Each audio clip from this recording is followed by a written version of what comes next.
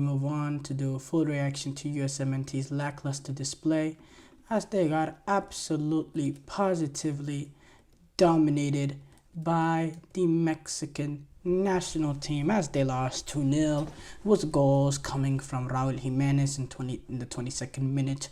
Brilliant goal from him on a set piece, a free kick, really good free kick goal. It's a little bit rare to see number 9s take free kicks. It's not the most common things.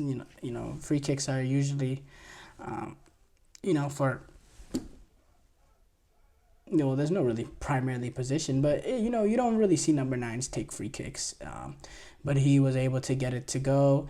And then Cesar Huerta in the 49th minute, a player that Mexico fans talk a lot about in recent times, talking about that potential next player for them. He got the second goal, came with slap me if I've said this before, another mistake of the US trying to play out of the back. This time is Tim Ream, who's probably the only player that has any resemblance of quality to play out of the back. He gets caught on the ball, sliding tackle coming in from Raul Jimenez, who, by the way, we know that he was not involved in this summer's Copa America because of Mexico trying to clean house or whatever. He was able to, slide tackle the ball away into Carlos Huerta's pass. Good tight ability and tight space from Huerta to create space in a quick dynamic way. Tucks in the shot, gets it past Turner, 2-0 Mexico. And once that goal came, I thought maybe the route was on because, look, the U.S. was thoroughly out-dominated. I believe the U.S. got their first shot probably in the 60th, 8th minute or so, something like that. Mexico, if you look at the statistics, 17 shots for Mexico, 5 for the U.S., 5 shots on target for Mexico, 1 for the U.S., 47% possession for Mexico, 53% for the U.S. The U.S. had possession here and there, but it was possession in nowhere near areas to be threatening. And every time Mexico got on the ball, you were thinking, they could do something with it. Mexico played with a real intent. They looked more technically gifted. They played with more energy. They played with more of a desire. They suffocated the U.S. They made it difficult. The U.S. players, they couldn't handle, the pressure. Maybe it came from the crowd. Also, the Mexican pressure itself, the relentless nature to their press. The U.S. made so many mistakes trying to play out. And once that opening goal came from Mexico, the U.S. players looked shot. They look like a shell of themselves. And some players really put themselves in a really bad according in this performance. And I do have to say the big one was Brenden Aaronson, who... Look, Brenden Aaronson, I think he has some ability here and there. I think he has a role that he can play, especially off the bench. Someone to come in and take advantage of the energy that Brenden Aaronson can provide and the work rate, especially if you're trying to defend the lead and all that. You need him to defend from the front. He has positives. But something he's not is not a number 10. He does not have the ability to make those line-breaking balls. He's not the most technically gifted in tight spaces.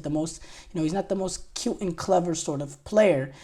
And yeah, and especially in that first half, Aaronson was horrible. There was this one ball that he played. Oh my goodness. It had to be one of the worst balls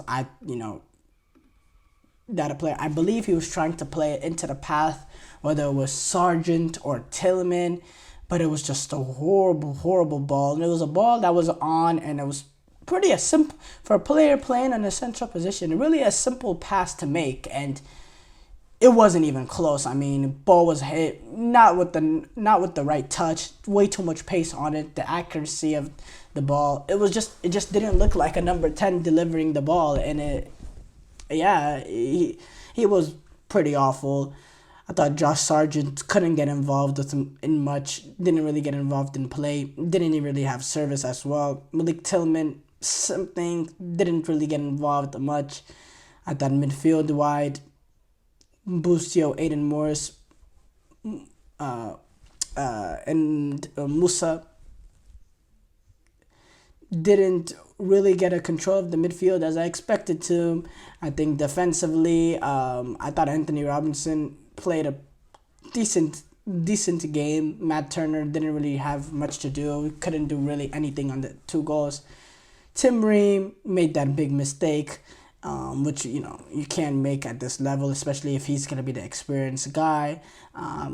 Robinson just not good enough. I don't know why he's involved with the U.S. men's national team. I guess with this, the issues with Richards and Cameron Carter-Vickers and all that, but he's just not good enough.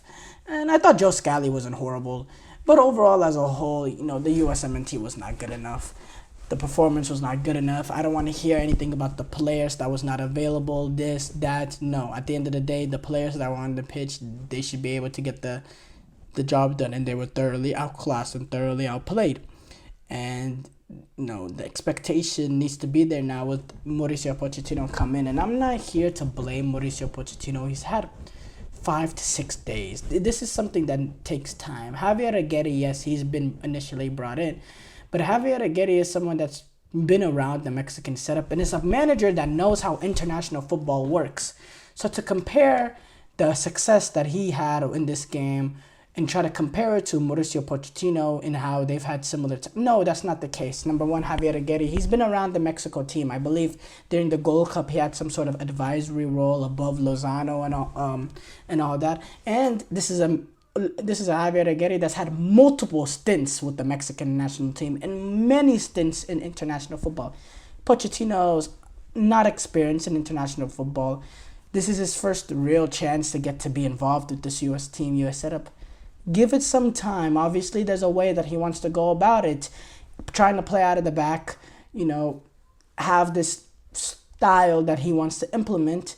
But obviously, I believe he is a manager that is willing, that he is able to adapt. But he wants to see early, are they good enough?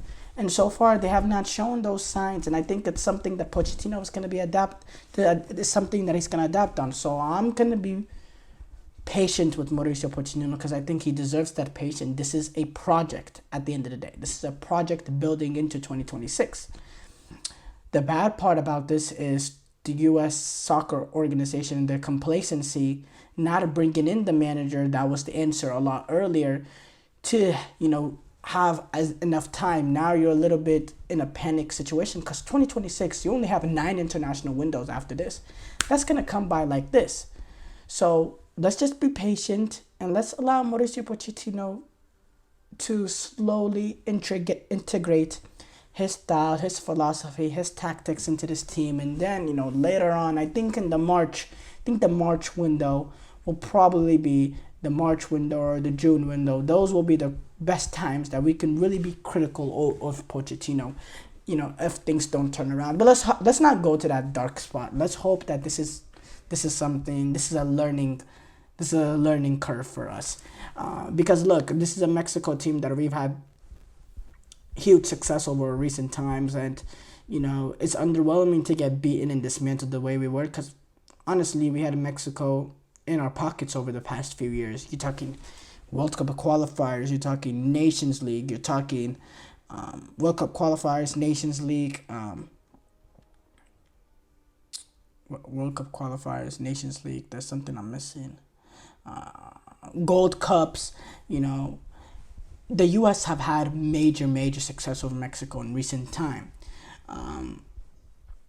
But this game, yes, if it's a time to slip up, it is a friendly, it is in quote-unquote a meaningless game, even though U.S.-Mexico is never a meaningless game. But if there was a time that you slip up, it would be here. It will be, in your second game under new manager, playing away to Mexico, which is never an easy place to play. I believe that's a place that the U.S. has never won. Besides that one friendly that they won 1-0, I think it was Hercules Gomez, a winner in the 2013 season or so, something like that. Other than that, not really a fixture that we have much success in. So let's be a little bit calm, and yes, there individuals do deserve some criticism over the performance. There's no arguing that.